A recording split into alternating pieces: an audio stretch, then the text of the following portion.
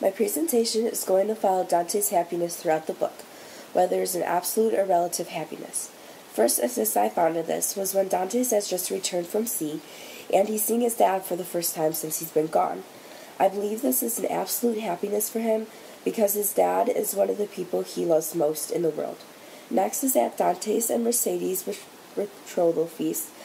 Dante's and Mercedes are to be wed soon, and this makes him absolutely happy because Mercedes is the love of his life, and he has only wanted to marry her, no one else, and things are just really looking up in his life right now. Next is when he is in the Chateau d'If, and he has just met his friend, the Abbé Faria.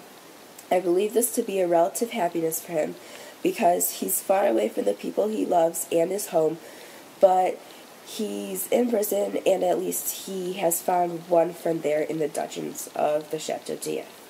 Next, Dante's is on the island of Monte Cristo, and he has just found the treasure that the Abbé Faria has left him. This is absolute happiness for Dante's at this point, because he knows that with this treasure, he can start planning his revenge on the people who have betrayed him in the past and got him sent to prison. Next is when Dante's is leaving a red silk purse for the Morels. Inside this purse is the money to pay off their debts and a diamond for Julie's dowry. This makes Dante's absolutely happy to do this because he's helping the people who have helped him out so much in the past. Next is when Dante's is in Paris and he's reinvented himself to be the Count of Monte Cristo. He is at Monsieur de Morcerf's, who is Fernand's, and he has just seen Mercedes, who is his wife.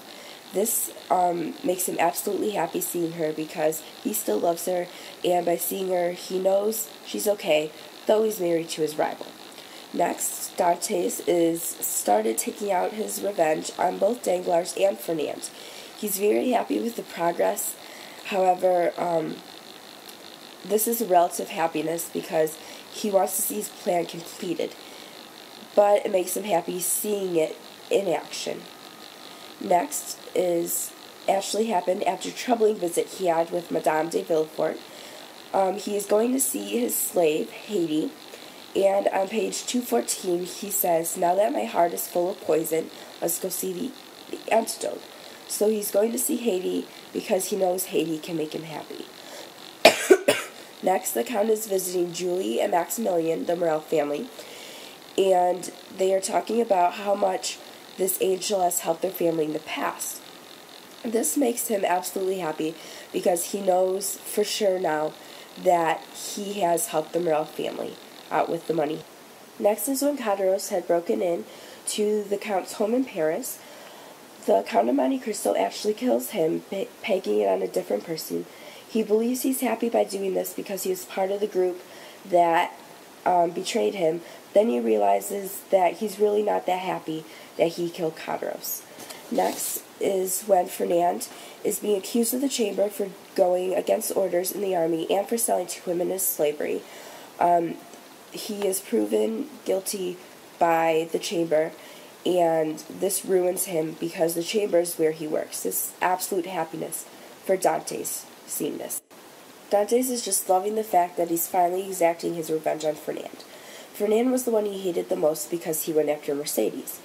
However, he's starting to realize that he's hurting Mercedes by taking his revenge on Fernand. This makes him relatively happy. He still wants to get revenge on Fernand, but he doesn't really want to hurt Mercedes in the process. Next, he has seen Mercedes alone for the first time since he appeared as the Count of Monte Cristo in Paris. He's both absolutely happy and relatively happy because he's talking to Mercedes, the one he loves, but he's not really happy because he's mad at himself for talking to her. Next is when the Count of Monte Cristo really sees that his plan of revenge is working. Fernand has just killed himself because he was so ruined about what happened at the chamber. He had no career left and things just were looking down, so he did that. And this makes the Count absolutely happy because his plan of revenge is working. Next, Dante's is absolutely happy again because Danglars now is basically ruined. The person he set up to wed his daughter turned out to be an escaped prisoner, and this ruined him, ruined his reputation, and things are just looking down for him. Next shows the Count helping out the Morale family yet again. He is helping Valentine appear dead with the poison so that she and Maximilian, who was Mr. Morale's son, can run away together and live together and just have a happy life together.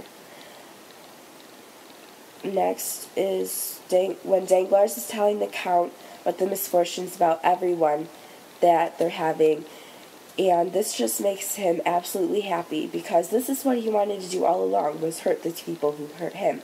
Yet he is kind of not really happy because he realized he's hurt other lives too. Next, Dantes has just told the Morales who he is and what he did for their family.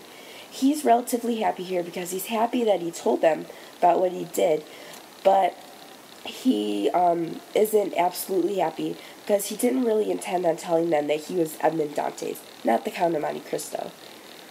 Next is the last scene of the book. Dantes is absolutely happy here. His plan of revenge has been executed.